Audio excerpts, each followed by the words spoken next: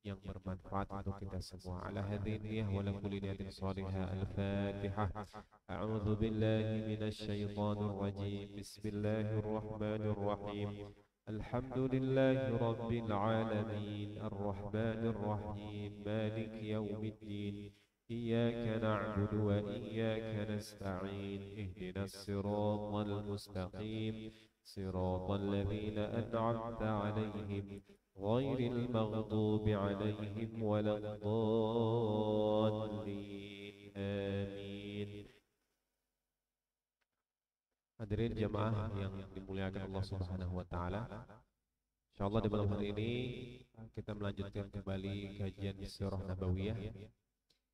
Yang pekan sebelumnya telah kita bahas dari keutamaan dari Sirah Nabawiyah, kemudian kita bahas juga tentang sejarah awal manusia itu sejak Nabi Adam alaihi salam, kemudian Nabi Nuh, kemudian sampai kita kemarin pada pembahasan tentang Nabi Ibrahim dan Nabi Ismail, yang mana Nabi Muhammad SAW ini berasal dari keturunan Nabi Ismail alaihi salam.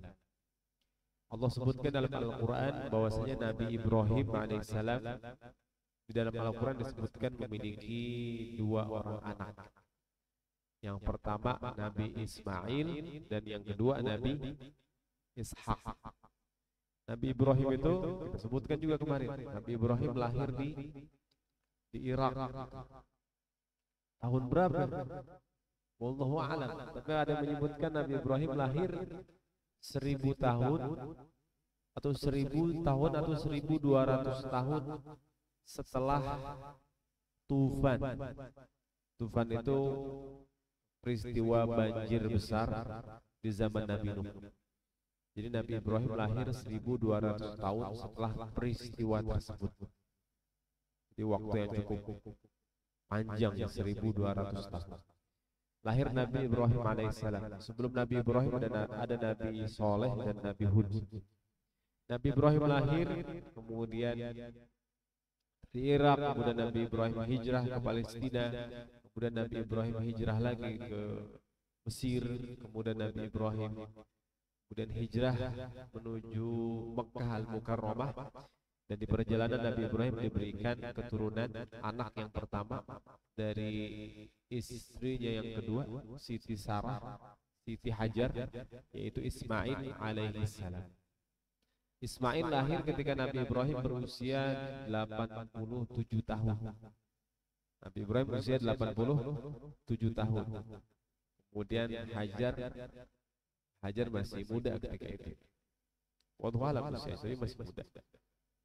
Kemudian ditinggallah Nabi Ismail dan Hajar di Mekkah Al-Mukarramah. Ulama menyebutkan Nabi Ismail ketika ditinggal usia 2 tahun. Usia 2 tahun udah bisa berjalan. Tinggal, kemudian persediaan habis, kemudian Siti Hajar mencari air, terjadilah peristiwa Safa Marwah. Dan ditemukanlah di saat itu air Zam-Zam. Nabi Ismail alaihissalam, mungkin kita bahas sedikit tentang Nabi Ismail alaihissalam. Jadi Nabi Ibrahim punya anak Ismail dan Ishak. Berapa usia antara Nabi Ismail dengan Nabi Ishak? Yang pertama lahir jelas Nabi Ismail alaihissalam. Yang kedua Ishak. Kurang lebih jarak antara Ismail dengan Ishak ini sekitar 30 atau 33 tahun. Jadi jauh, 30 atau 33 tahun. Nabi Ismail udah dewasa, udah punya anak, baru setelah itu Nabi Ibrahim punya anak Ishak. Tapi apa kelebihan dari Ishak? Kelebihan dari Ishak alaihissalam ini, Ishak lahir dari istri yang pertama, Siti Sarah,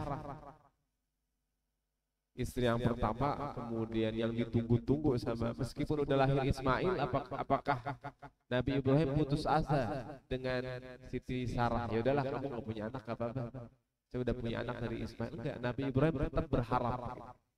Setelah 30 tahun kemudian akhirnya Siti Sarah hamil. Itu waktu yang cukup panjang. Kemudian ketika lahir Ishak, tambah bahagia Nabi Ibrahim alaihissalam.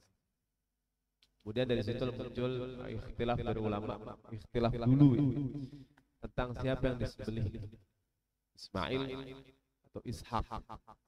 Itu dalam ulama menyebutkan dalam sirah kemudian dalam tafsir, sebagian besar ulama mengatakan yang disembelih adalah Nabi Ismail alaihissalam.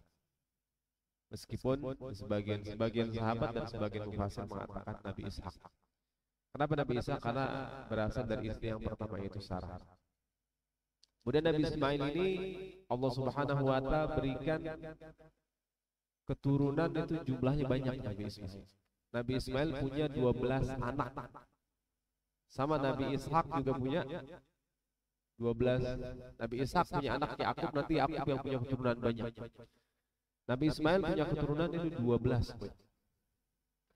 Dan di usia ke-40 Nabi Ismail alaihissalam, Allah angkat Nabi Ismail menjadi nabi. Dia menjadi seorang nabi. Dia nggak menjadi rasul karena Nabi Ismail ini melanjutkan risalah dari ayahnya yaitu Nabi Ibrahim alaihissalam. Maksudnya nggak jadi rasul, Allah nggak menurunkan kitab kepada Nabi Ismail alaihissalam. Allah nggak menurunkan suhuf, enggak.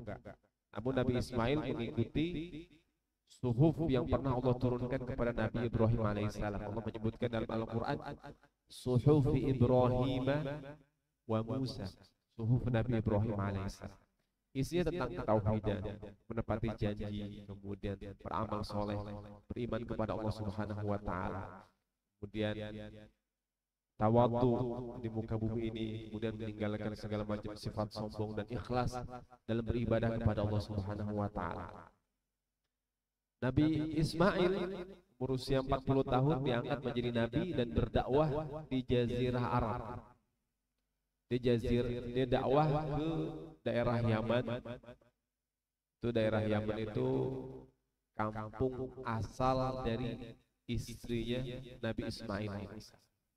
Dakwah ke sana.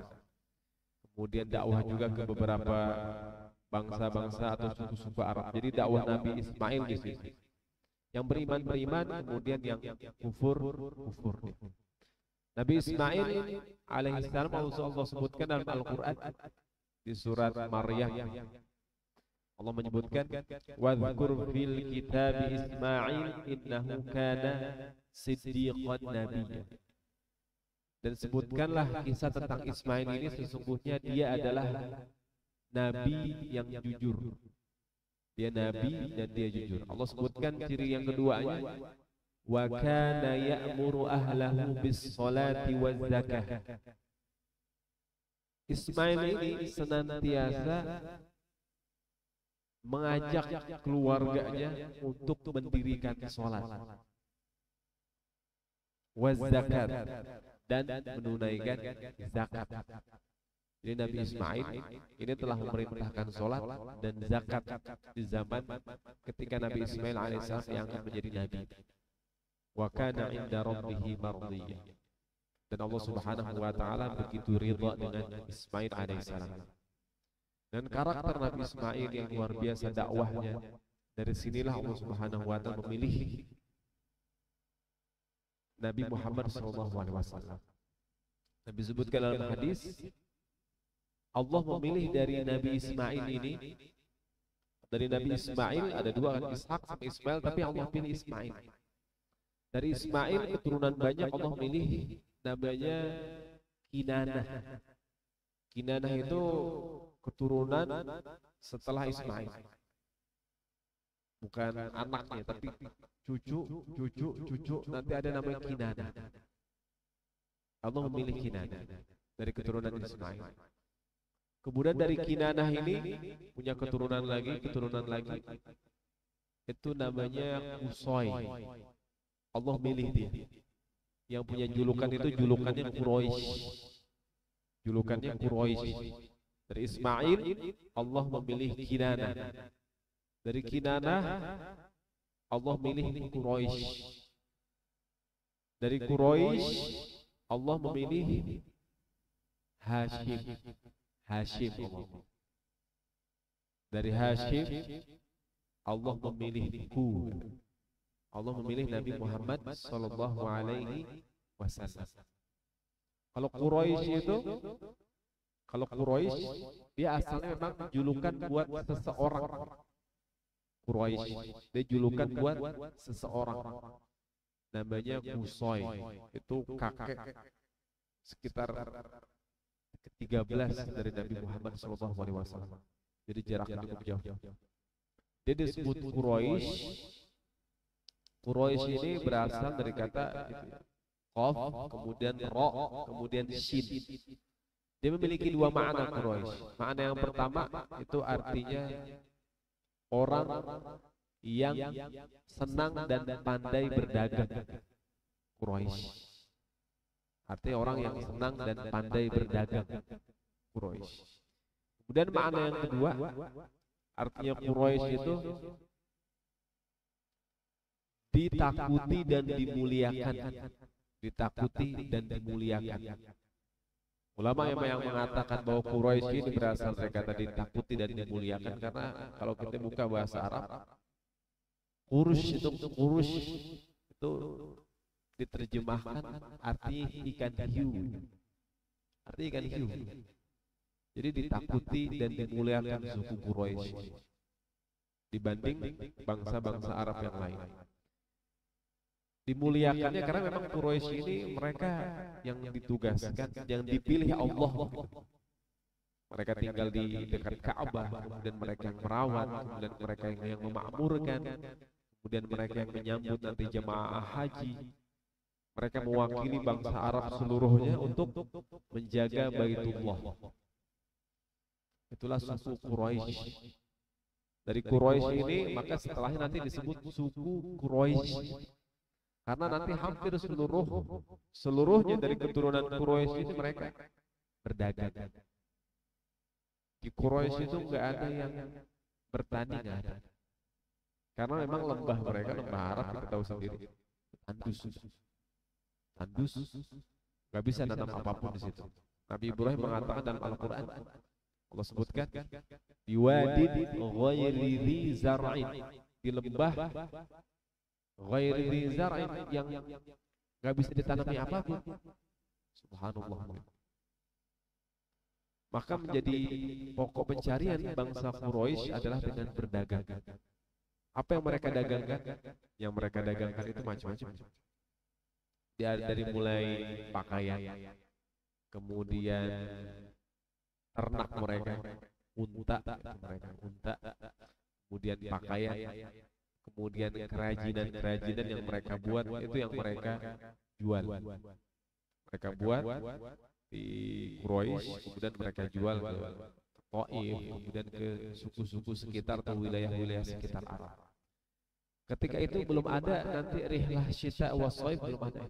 Dagang ke negeri Syam sama ke Yaman itu belum ada.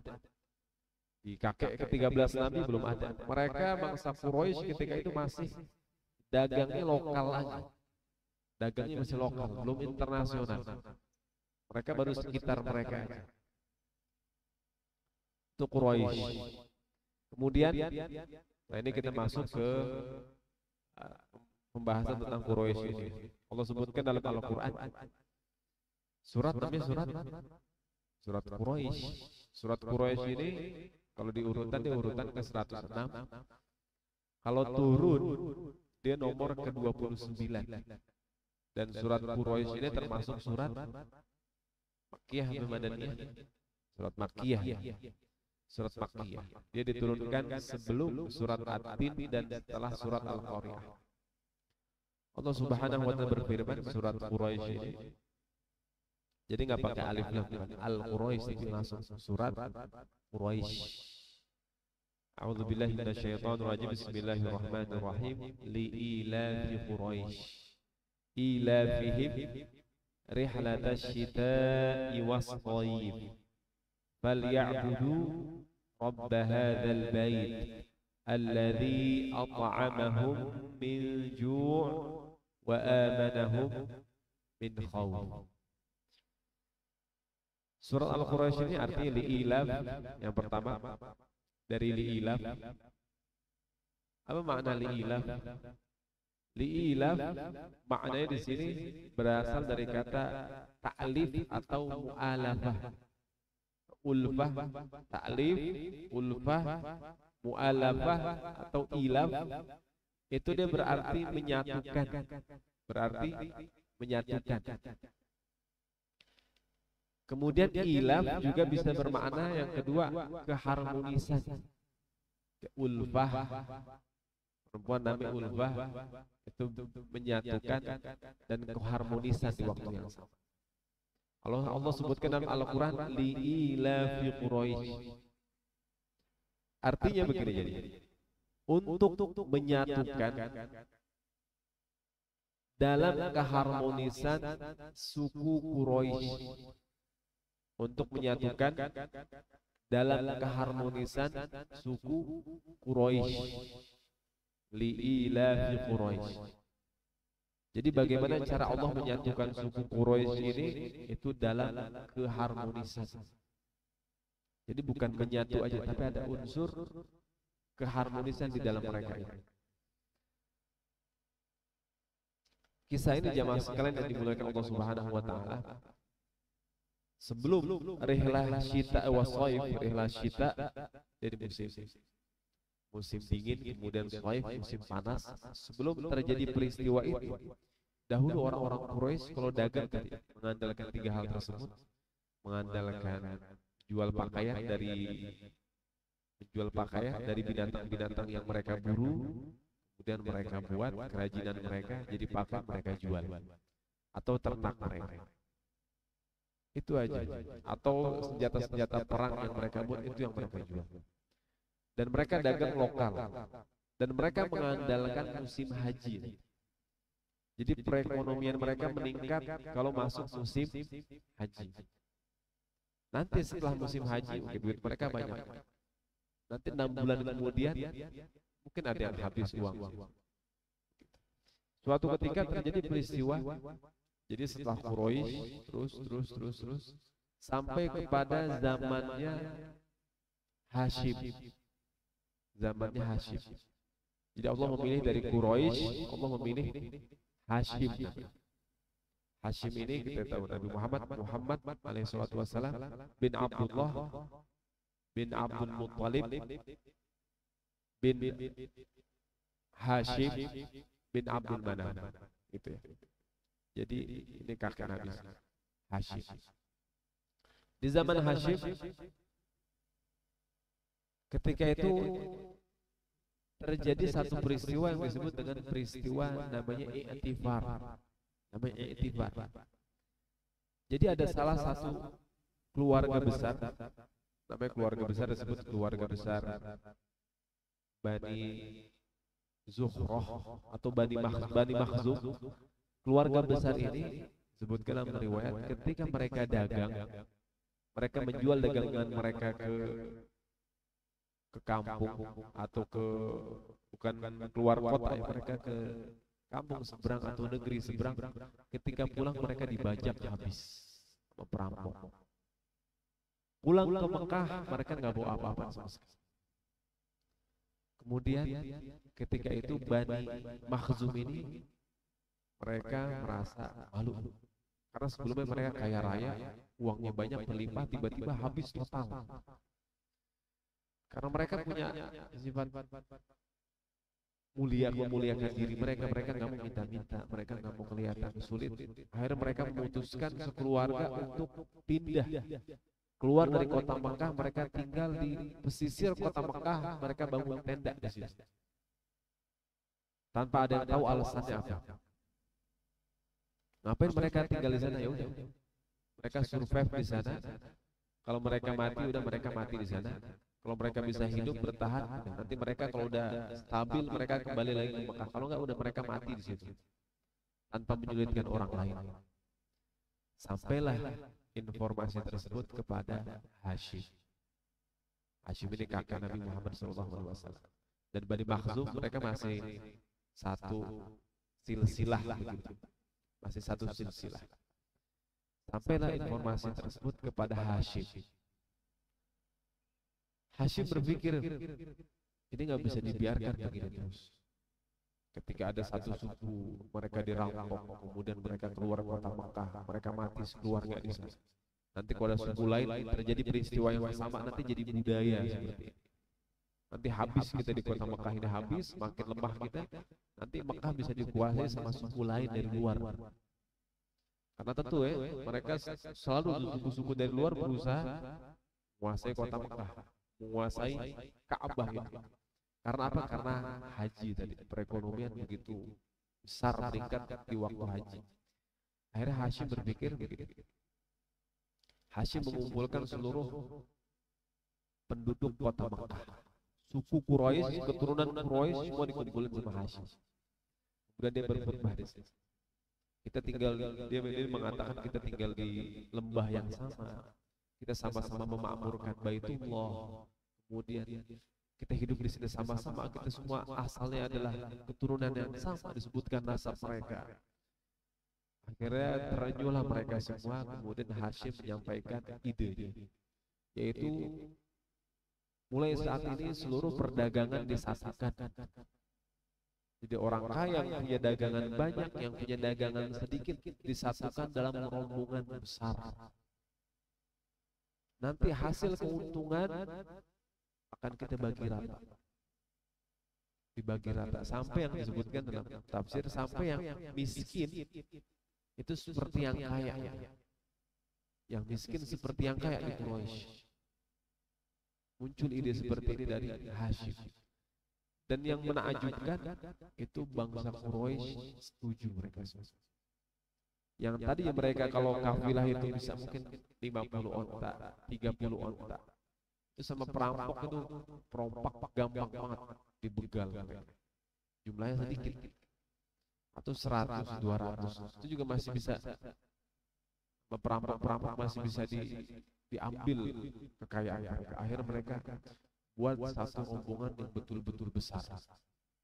Sampai mencapai, sebutkan 2.500 onta. Satu kali rombongan 2.500 onta. Dan ketika itu Hashim berpikir, dengan jumlah yang segini besar,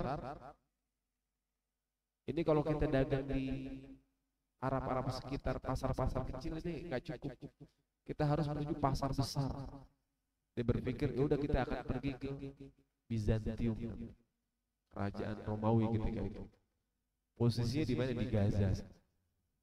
Dia dari Madinah, mereka menuju Gaza.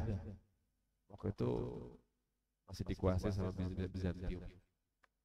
Mereka menuju Gaza, mereka dagang dengan rombongan jumlahnya berapa? 2.500. Dan seluruh suku bergabung untuk menjaga dagangan mereka. Mereka siap korbanin nyawa mereka.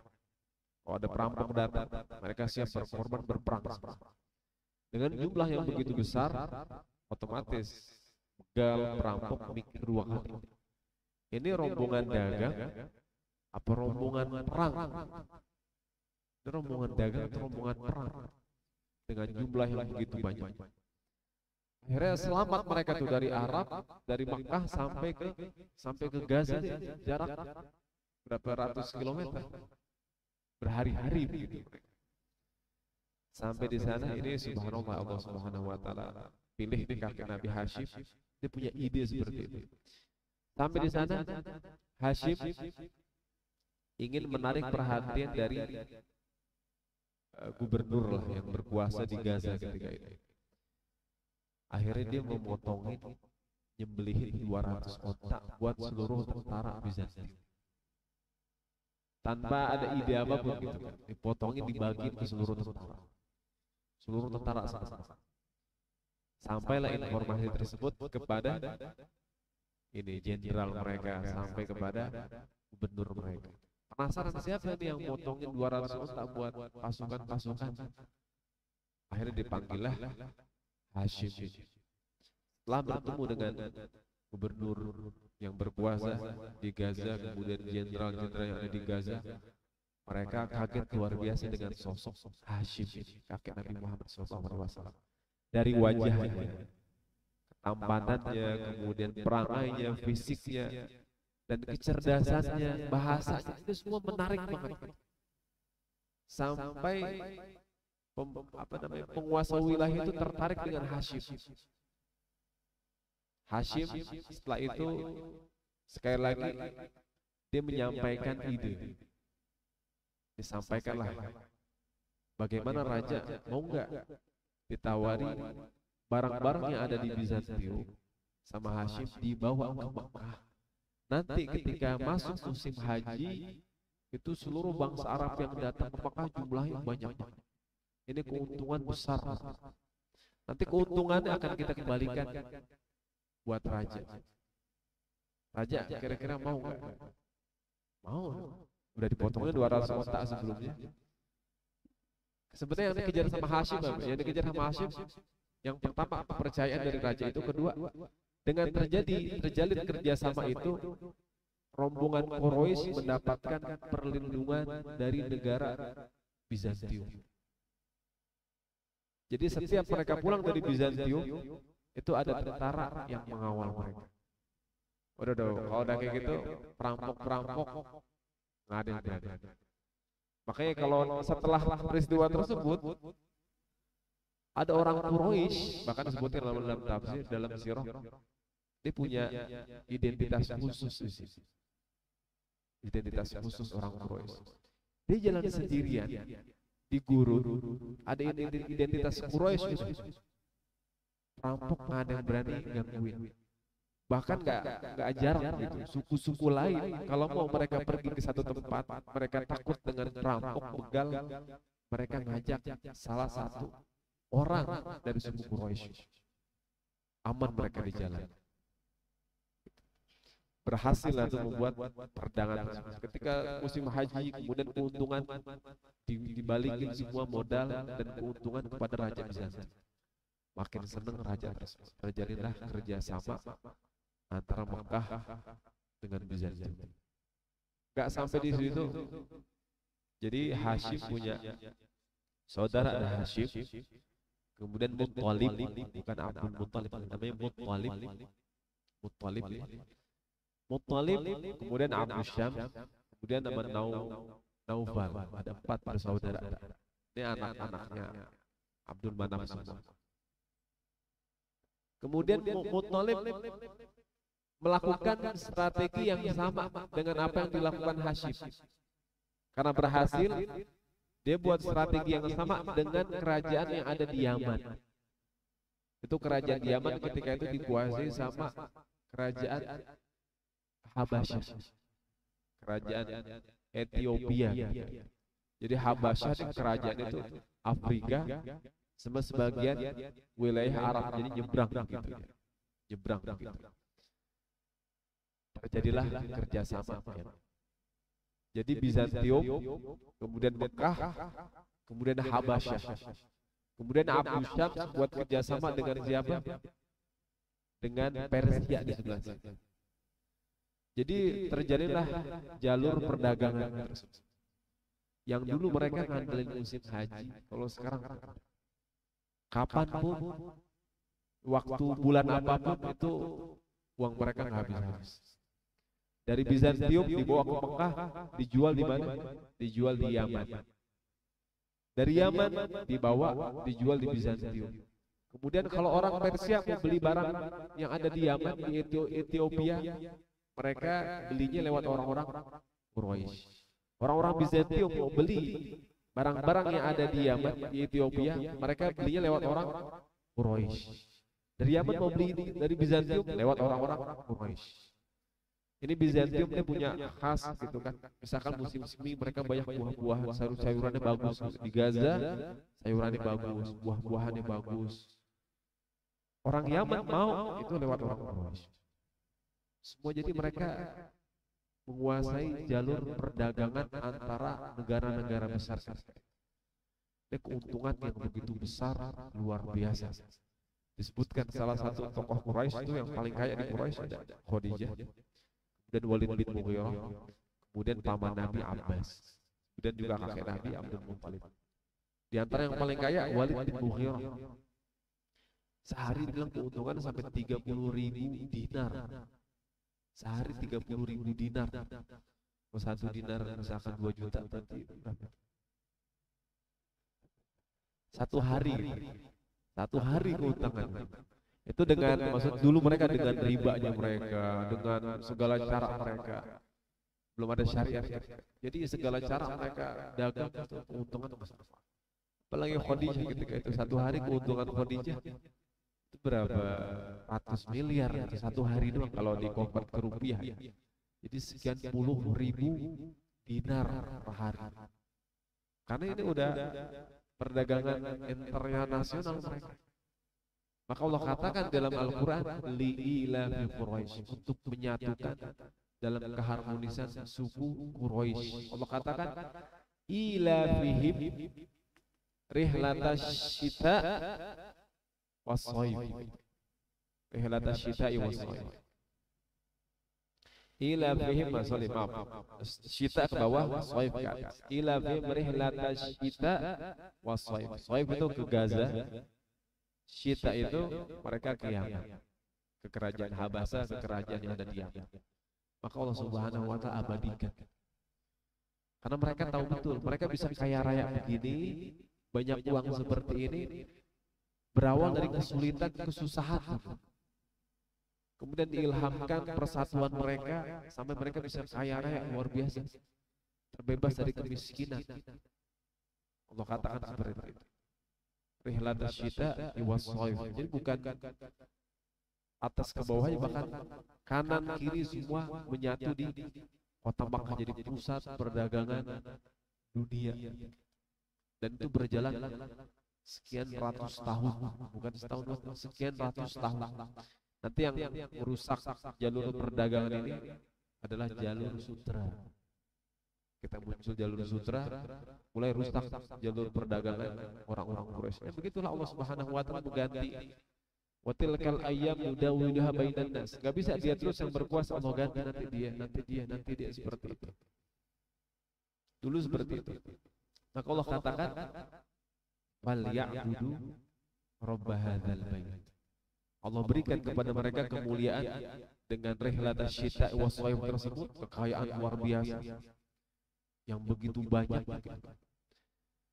Maka Allah perintah fal ya'budu, maka sembahlah pemilik rumah ini, yaitu Ka'bah. Kalau nggak ada Ka'bah, kalau nggak ada Mekah, apa jadinya kalian? Ini semua karena tiap tahun ada orang-orang yang ingin beribadah kepada Allah, orang-orang yang ingin berhaji. Bahkan di Mekah sendiri ada berhala, tahu kan, sekitar Ka'bah ada berhala yang jumlah itu sejumlah hari dalam setahun. Sejumlah hari dalam setahun. Mengapa banyak berhala di sekitar Ka'bah itu?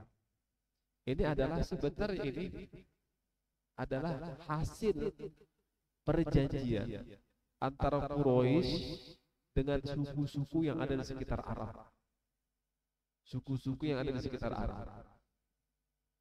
Jadi agar suku Quraisy ini semakin terjaga, semakin terlindungi, semakin dihormati. Ini tadi ya, Hashim, kemudian Abdul Syam, kemudian Naufal sama Muttalib, mereka berempat. Di samping rihlatas syita was-shaif, mereka juga mengajak suku-suku sekitar untuk buat perjanjian dengan mereka. Perjanjian apa? Saling melindungi perdagangan mereka. Kalau sekiranya Quraisy diperangi, mereka harus bantuin Quraisy. Kalau mereka diperangi, nanti Quraisy bantuin. Dan kelebihannya apa? Disebutkan mereka punya kelebihan, mereka boleh nanti meletakkan berhala terbaik mereka di dekat Ka'bah. Misalkan ada suku, setelah buat perjanjian, maka suku tersebut berhak meletakkan berhala terbaik mereka di Ka'bah. Jadi 300 itu bukan punya orang Quraisy, ada punya suku ini, punya suku ini. Suku ini datang yang disembah sama suku tersebut berhala mereka. Jadi jumlah 360 itu punya seluruh suku yang ada di bangsa Arab, banyak banget.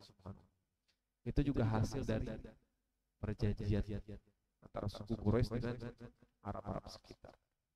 semakin mulia, semakin ditakuti, semakin diagungkan orang-orang Quraisy. Bagaimana mereka sama Bizantium mereka dihormati, sama kerajaan Habasyah mereka dihormati, sama kerajaan Persia mereka dihormati. Kekayaan luar biasa. Bahkan suku-suku Arab apalagi. Ditambah lagi nanti, namun kita lanjutkan dulu tadi. Rihlat asyita was-shaif. Jadi asyita itu artinya musim. Asyita musim dingin, winter. Kalau as-shaif berarti lawannya apa? Summer gitu. Shaif musim panas, syita musim dingin. Musim dingin ulama menyebutkan sekitar lamanya itu 89 hari. Kalau musim panas sekitar 93 hari. Kalau orang-orang Timur Tengah mereka ada libur musim panas dan libur musim panas. Mereka punya 4 musim. Kalau kita di Indonesia ada 2 musim aja. Jadi seperti itu. Kemudian Allah katakan falyabudu rabb hadzal bait, maka hendaklah mereka menyembah Allah pemilik rumah ini. Ini juga mengingatkan kepada kita semua, setelah kenikmatan yang begitu banyak Allah berikan kita mungkin kemerdekaan dalam finansial yang sebelumnya kita mungkin sulit, Allah berikan semua kenikmatan tersebut, kekayaan, harta, anak-anak yang sehat, keberkahan dalam kehidupan, maka falyabudu rabb hadzal bait, maka sembahlah Allah pemilik rumah ini, pemilik Ka'bah. Di waktu yang sama ketika kita punya keluasan rezeki, keluasan harta, maka di samping kita beribadah di masjid-masjid, kita perlu juga kita melaksanakan ibadah umroh dan haji, beribadah langsung kepada Allah pemilik Ka'bah. Rabb hadzal bait. Al-bait dalam Al-Quran itu maksudnya bukan rumah tapi Ka'bah. Al-bait itu disebut al-bait, maksudnya adalah Ka'bah dan Masjidil Haram, namanya al-bait.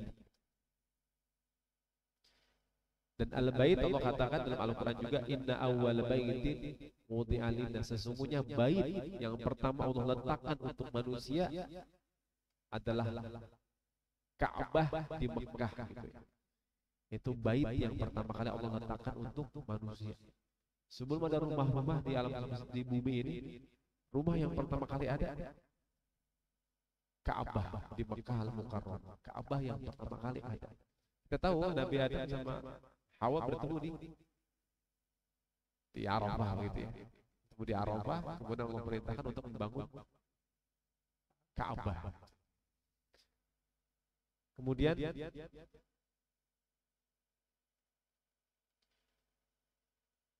sebenarnya yang terjadi kepada orang-orang Quraisy ini itu juga bagian dari doa Nabi Ibrahim alaihissalam. Nabi Ibrahim dahulu setelah meninggalkan Ismail, kemudian Hajar di kota Mekah, Nabi Ibrahim berdoa, Rabbi inni askantu min dzurriyyati, ya Allah, aku menempatkan sebagian dari keturunanku, yaitu Nabi Ismail dan keturunannya, biwadin, di lembah yang tidak memiliki tanaman, inda baitikal muharram, di sisi rumahmu yang mulia ini. Rabbana liyuqimus shalah, ya Allah, jadikanlah mereka orang-orang yang dapat mendirikan salat. Faj'al afidatan minan nasi tahwi ilaihim, maka jadikanlah sebagian dari hati manusia seluruhnya ini condong kepada mereka, kepada tempat ini, yaitu hati orang-orang beriman. Kita semua punya ikatan dengan Ka'bah, kita semua punya ikatan dengan Makkah Al-Mukarramah. Mau nggak mau kita punya ikatan di situ. Karena ini adalah doa Nabi Ibrahim alaihissalam. Dan Allah juga katakan dalam Al-Quran, wa najjaynahu wa lutan ilal ardil lati barakna fiha lil alamin. Kami selamatkan Nabi Ibrahim menuju negeri yang kami berkahi untuk seluruh manusia, termasuk kita orang Indonesia. Mekah itu diberkahi bukan buat orang Mekah doang. Mekah itu diberkahi, Palestina juga diberkahi bukan buat orang sana, buat termasuk kita orang Indonesia.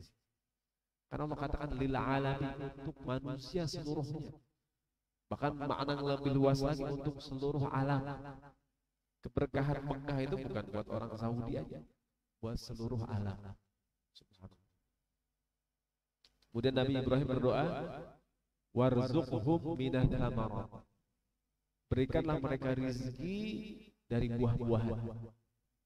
Thamarat itu bisa makna buah-buahan, kita tahu kalau di Arab Saudi buahan apa aja ada. Mau pisang, mau rambutan, mau duren, semuanya di sana ada. Kurma apalagi paling banyak. Namun makna lain dari thamarat adalah hasil keberhasilan dari segala yang mereka ikhtiarkan. Jadi setiap mereka berikhtiar, mereka berusaha, mereka mendapatkan hasil. Itu adalah thamarat, buah dari usaha mereka. Tapi tujuannya apa? Nabi Ibrahim mengatakan la'allahum yashkurun, agar mereka bersyukur kepada Allah Subhanahu wa taala. Maka di akhir Allah mengatakan di surat Al-Quraisy, di ilafi Quraisy ilafihim rihlatash syita'i was-shaif falyabudu rabb hadzal bait. Terakhir alladzi at'amahum, yang memberikan mereka makan dari kelaparan. At'amahum min ju', memberikan mereka makan dari kelaparan. Kelaparan itu Allah berikan rezeki saat ini. Kalau lapar itu kan ya sekarang harus dikasih rezeki, dikasih makannya sekarang. Yang tadi sebelumnya orang-orang Quraisy, mereka kesulitan makan, hampir mereka mau bunuh diri sekeluarga, memberikan kemuliaan. Itu yang pertama. Yang kedua, wa amanahum min khauf, dan diberikan keamanan dari rasa takut. Sebelum mereka keluar dari Mekah takut perampok, takut begal. Sekarang ketika zaman Nabi itu mereka begitu mulia, begitu ditakuti orang-orang Quraisy.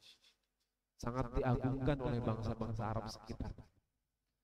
Ada yang berani mereka macam-macam dengan suku Quraisy, karena yang mereka hadapi bukan suku Quraisy, seluruh bangsa Arab, bahkan seluruh negara-negara besar. Ini Allah berikan kemuliaan. Alladzi at'amahum min ju' wa amanahum min khauf. Karena Quraisy ini merupakan pemimpin bangsa Arab seluruhnya. Bangsa Arab semua rela dan ridho Quraisy menjadi suku yang memimpin mereka semua dalam memakmurkan Baitullah, dalam menyiapkan dan menyambut jamaah haji. Kemudian juga nggak sedikit ketika ada permasalahan dalam satu suku, mereka dilerainya itu, dihakiminya di Quraisy. Maka sebagai pemimpin Quraisy ini Allah perintahkan dua hal tersebut. At'amahum min ju' wa amanahum min khauf, adalah memberikan makan kepada mereka yang kelaparan dan memberikan keamanan kepada mereka yang merasa takut. Maka orang-orang Quraisy ini, mereka kita tahu sendiri, senang berbagi. Mereka ketika mendapatkan keuntungan besar itu sekian ratus onta mereka sekali. Mereka bagi-bagi fakir miskin, anak yatim yang ada di kota-kota Mekah.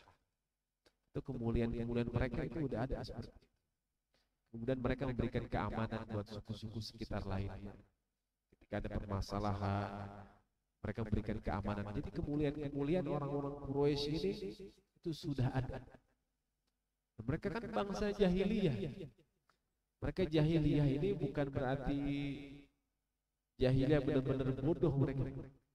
Mereka belum mendapatkan hidayah. Umar bin Khattab mengatakan, kami dahulu bangsa jahiliyah bukan berarti kami nggak punya akal. Kami punya akal, gitu. Kami bisa berpikir, akal sehat kami ada, tapi kami nggak punya hidayah. Maksudnya apa? Mereka menyembah patung, kemudian terutama itu tuh paling krusial banget, mereka menyembah patung. Kalau mereka mau berpergian ke satu tempat, mereka harus bawa Tuhan mereka. Caranya gimana? Mereka ambil batu, mereka lihat yang paling bagus, dia sujud ke batu itu di bawah. Itu jahiliyah seperti itu. Kemudian juga disebutkan oleh paman Nabi, sahabat Ja'far bin Abdullah menyebutkan juga, dahulu kami makan bangkai, kemudian kami memutus silaturahim. Bisa jadi karena hal sepele silaturahim mereka putus. Kemudian mereka juga melakukan perzinahan, mereka lakukan. Tapi nggak seluruhnya.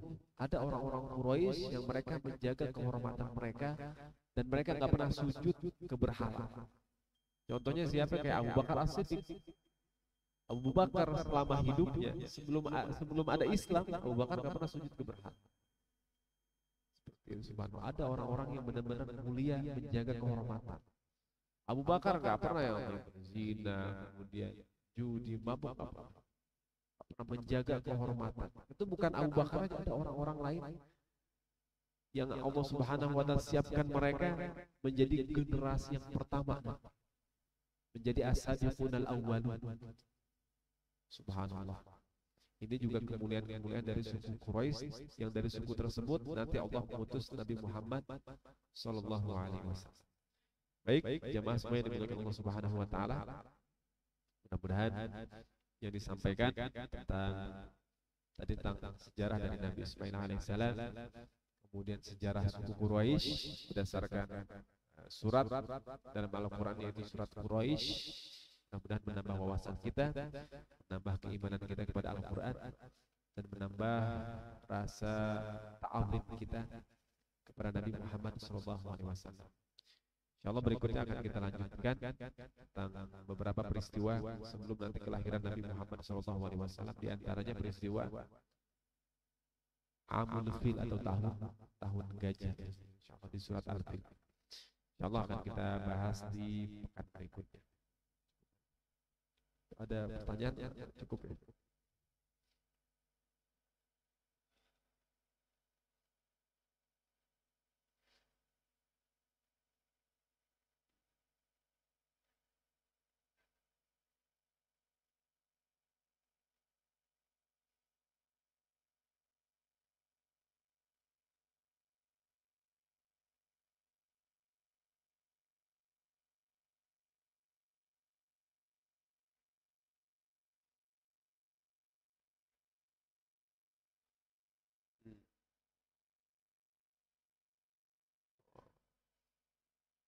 Kalau buat taufik itu ya, kita memastikan, kita meyakini memang tentu ada ikhtilaf seperti kayak gua Ashabul Kahfi, itu ada ikhtilaf tempat, kemudian peninggalan bangsa-bangsa, mari kita sebutkan bangsa kaum 'Ad, kaum Tsamud, peninggalan. Mungkin kalau tentang kaum Nabi Soleh, Tsamud itu kan spesifik jelas. Ada beberapa yang itu dipastikan, ada beberapa yang ikhtilaf. Tapi hal-hal seperti itu insya Allah tidak merusak kepada akidah dan keimanan kita. Saat kita meyakini di sini tempat Nabi Ibrahim dilahirkan, cukup itu bagi kita. Meskipun ada perbedaan tadi, ada yang mengatakan di sini, ada yang mengatakan di sini, itu nggak ada masalah.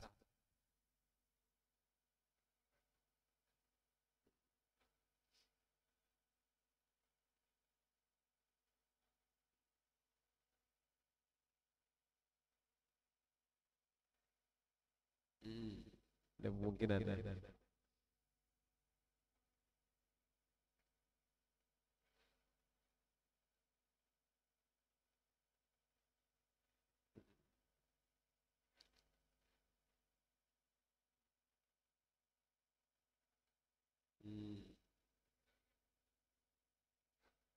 Iya, wilayah besar ya.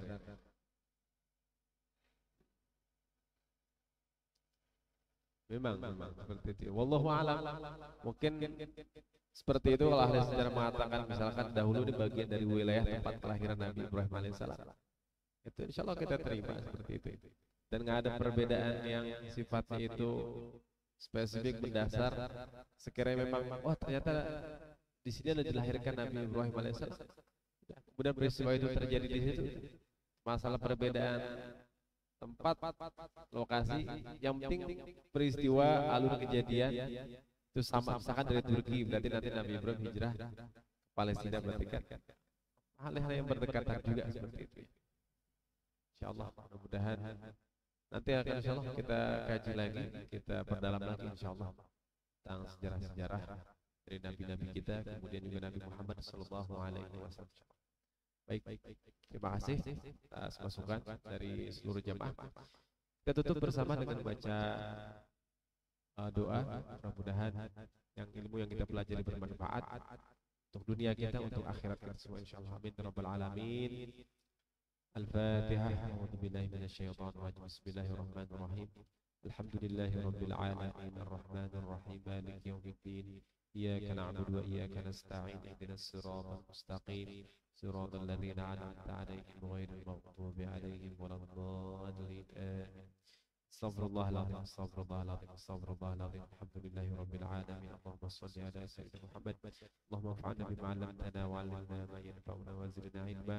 Allahumma ij'al jam'ana hadha jam'an marhuma wa tafarruqana min ba'dihi tafarruqan ma'suma wa la tada' fina wa la minna shaqiyyan wa la mahruma wa la dhanban illa ghafartah wa la hamman illa farrajtah wa la maridan illa shafaitah wa la daynan illa qadaytah ولا حاجة من حوائج الدنيا والآخرة إلا أعنتها على قضائها برحمتك يا أرحم الراحمين.